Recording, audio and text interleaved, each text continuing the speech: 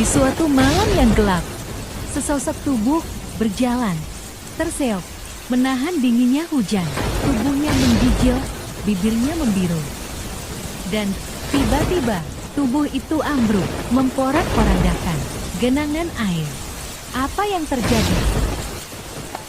Welcome to Chemi Corner. Memandang dunia dengan kacamata ilmu pengetahuan, menyederhanakan yang rumit, jelas dengan tuntas. Ilustrasi pembuka tadi bukan pepesan kosong.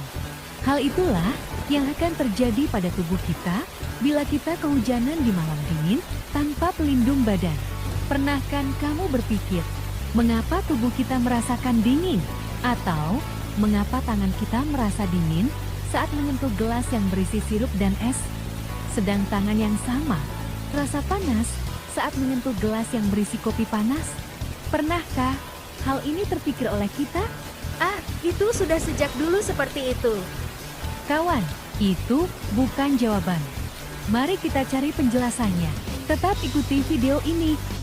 Semua pertanyaan tadi akan terjawab saat kita belajar termokimia.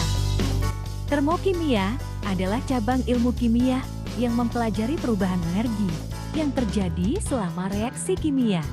Sebelum lebih jauh kita belajar termokimia, ada baiknya kita kembali menyegarkan ingatan kita tentang apa itu energi yang menjadi pokok bahasan dalam termokimia. Energi bentuk utamanya ada dua, yaitu energi kinetik dan energi potensial. Energi kinetik adalah energi yang dimiliki sebuah benda saat bergerak. Dengan rumusan E sama dengan M kali V kuadrat, kita dapat menentukan besarnya energi ini. Sedangkan energi potensial adalah energi yang dimiliki oleh setiap benda. Energi potensial tidak dapat ditentukan tanpa melakukan sebuah aksi terhadap benda tersebut. Contohnya, kita tidak dapat menentukan besarnya energi satu botol Pertamax hanya dengan melihat warnanya. Kita harus melakukan aksi terhadap satu botol Pertamax itu untuk mengetahui energi yang terkandung di dalamnya, atau disebut energi potensial. Ada yang punya ide, aksi bagaimana yang dapat kita lakukan? Pakai sepeda motor, dikosongi tangkinya. Pengendara dan motor ditimbang. Kemudian motor dipakai jalan sampai Pertamax habis. Misalnya berat motor dan pengendara adalah 100 kg. Dan jarak yang ditempuh sampai Pertamax habis 25 km. Maka dapat disimpulkan, besarnya energi yang terkandung dalam satu botol Pertamax mampu membawa beban 100 kg bergerak sejauh 25 km. Ide yang brilian. Intinya, harus ada perubahan pada Pertamax itu dari volume satu botol menjadi volume 0. Dalam kimia, energi potensial disebut sebagai entalpi. Sama dengan energi potensial, besarnya entalpi suatu zat tidak dapat ditentukan tanpa melakukan perubahan pada zat itu. Perubahan kimia atau selanjutnya disebut sebagai reaksi kimia memiliki 4 ciri. Salah satunya adalah perubahan suhu. Perubahan suhu terjadi karena perpindahan kalor. Perpindahan kalor inilah yang dipelajari dalam termokimia. Sudah jelas? Bila belum, silakan di-reply. Sebab pengertian tentang tahapan konsep yang dijelaskan di depan adalah hal penting yang mendasari belajar kita. Intinya, entalpi tidak dapat diukur, tetapi perubahan entalpilah yang dapat diukur. Perubahan entalpi sama dengan perubahan kalor, dan itu terlihat pada perubahan suhu. Let's play a Chemi Corner channel. Ada beberapa cara untuk kalor berpindah. Dua di antaranya adalah radiasi dan konduksi. Radiasi adalah perpindahan kalor secara langsung tanpa perantara. Saat kita berada di dekat kayu yang sedang terbakar, maka kita merasa hangat, bahkan kepanasan bila terlalu dekat.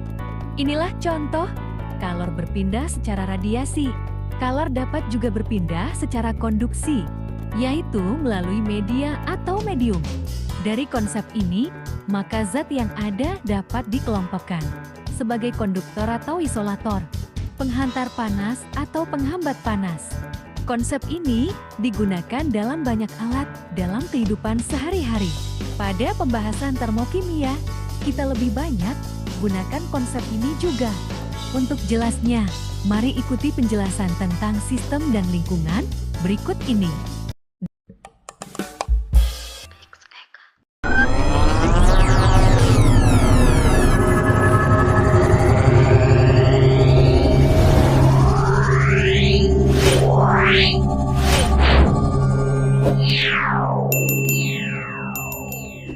Dalam IPA, ada istilah sistem dan lingkungan.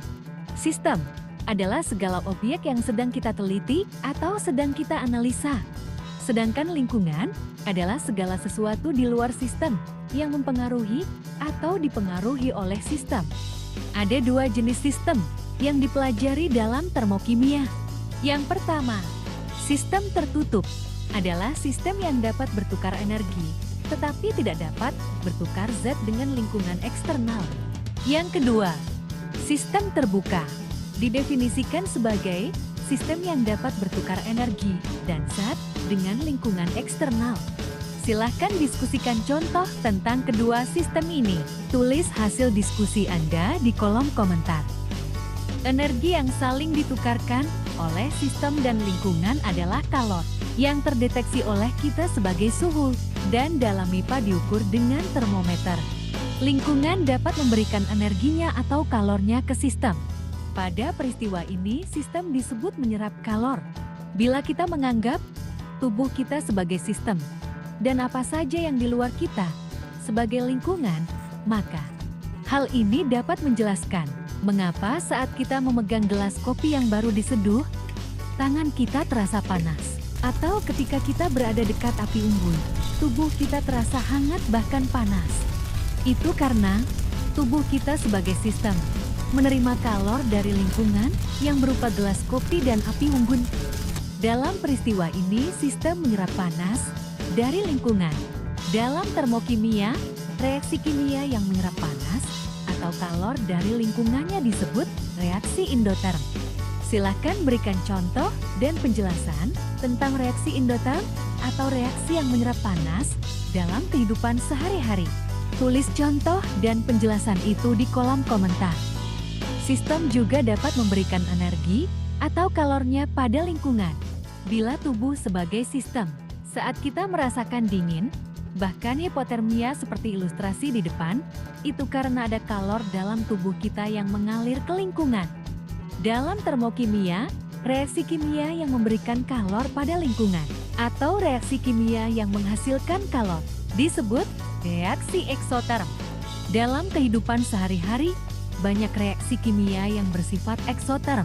Silahkan kalian tulis di kolom komentar salah satunya dan jelaskan mengapa reaksi itu disebut reaksi eksoterm. Kita telah berada di ujung video ini. Terima kasih sudah subscribe dan komen. Selanjutnya silahkan simak video bagian 2 dari termokimia series ini. Ikuti juga video short, soal dan pembahasannya. Sampai ketemu di part 2.